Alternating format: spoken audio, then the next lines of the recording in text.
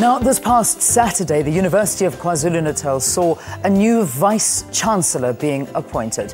Dr. Albert van Jaarsveld has come in at a time when higher education is facing a number of serious challenges. Dr. van Jaarsveld joins us from our Durban studios this morning. Dr. van Jaarsveld, thank you very, very much for joining us and welcome to Morning Live. Morning, Leanne.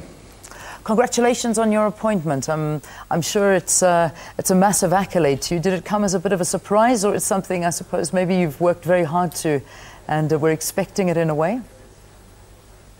No, Leanne, I definitely was surprised, pleasantly so.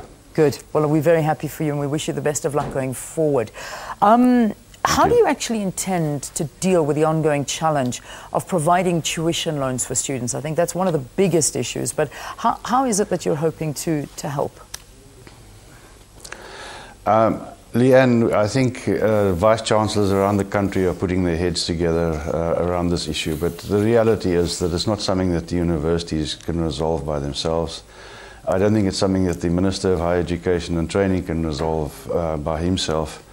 I think this is a societal conversation about how much resources can be put together and how much support can we provide for young people that want to further their tertiary education across the country. I think we need to put together a basket of instruments that complement each other, that make it possible for different people to fully develop themselves and invest in themselves so that they can hopefully pursue the careers that they have an interest in. Yeah. You know, it's a well-known fact that South Africa is experiencing a shortage, particularly in the pool of doctorates, which is threatening future research endeavours. And the university that you are now the Vice Chancellor of, the UKZN, is currently ranked first in research in South Africa. And you, of course, coming from a research background. How do you plan on enticing postgrads into these doctorates and pursuing a doctorate? I think, of course, at the heart of this matter is the same problem that you mentioned earlier, is the amount of resources that we can make available for people to pursue their doctorates. I think we need to have many, many more. I think we need to jump at least fourfold in terms of our number of outputs of doctorates in our economy to be at a comparable level to most of the European countries. So we really need high-end skills, but we need lots of them. And our institution is using whatever resources we have available, strategic resources internally, to make as many of those scholarships available to people. But I think, again, it requires a national investment, and it requires the creation of opportunities at the national level to make sure that more people can pursue their doctorates, and hopefully early in their careers and not too late in their careers. I think that's also a problem that we face in the national landscape at the moment. Yeah, most definitely. I suppose you want to get them fresh out of university as soon as they do have it, and to keep studying and to get those doctorates. Now, according to the university itself, the University of KwaZulu-Natal, you are coming into an institution that's considered to be the most transformed university. How is this transformation actually measured? We use a number of measures, Leanne. The first thing we look at, of course, are the demographic issues in terms of the contribution that different population groups make to our staff, as well as our student, and the university has performed exceptionally in that regard. But there are many other dimensions of transformation that we talk about. For instance, I think 10 years ago, when the institution was created, 35% of the staff had a PhD. At the moment, that figure now stands at 56%, so we've transformed as far as our staff composition is concerned. At the same time, we grow our investments. We have to shift the landscape internally in terms of the number of staff that actively participate in research. When the institution was created, some 48% of those staff actively participated in research. Today, that figure is up to 89%. So we're really trying to grow our capabilities as an institution and to make sure that the students that do come to UKZN get the best possible return for their investment. Sure.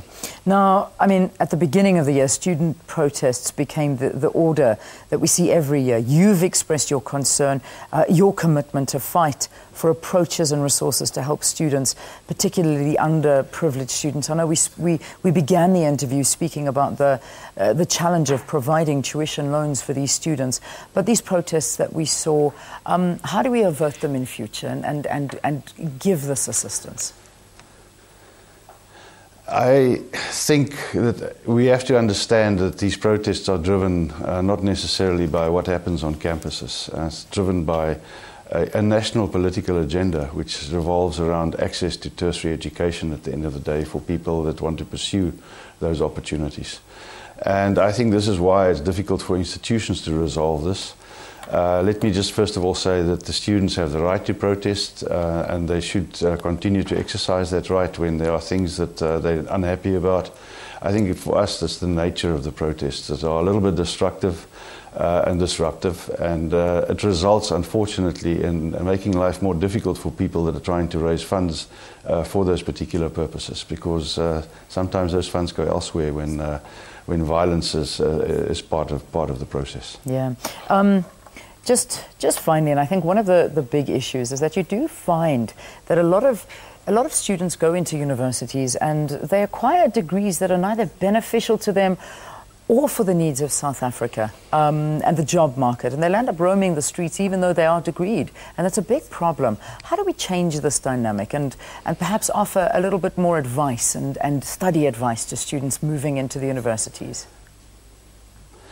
Leanne, I think people need to think, of course people sometimes take degrees that they can qualify for depending on their matric results. So the core of the problem starts at the matric results and the lack of flexibility that people have to take different degree courses when they enter the university system based on their matric results.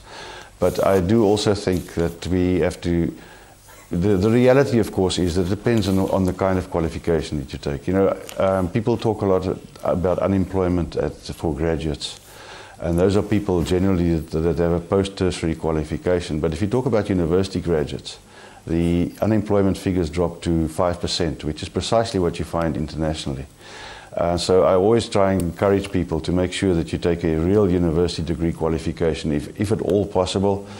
But, and I need to balance that with, our country desperately needs people with technical skills as well. And so people need to be thinking about pursuing training in technical areas to complement the number of people that we have in degree course studies. Yeah, something we emphasize on the program very, very much so as well. We wish you the best of luck. Dr. van Jaarsveld, thank you for taking the time. Thank you for being with us first thing Monday morning when your position begins as the new Vice Chancellor at the University of KwaZulu-Natal. Thank you so much for joining us. Goodbye. All right, well, there you have it. A nice introduction to the Vice Chancellor, and we wish him the best of luck. Let's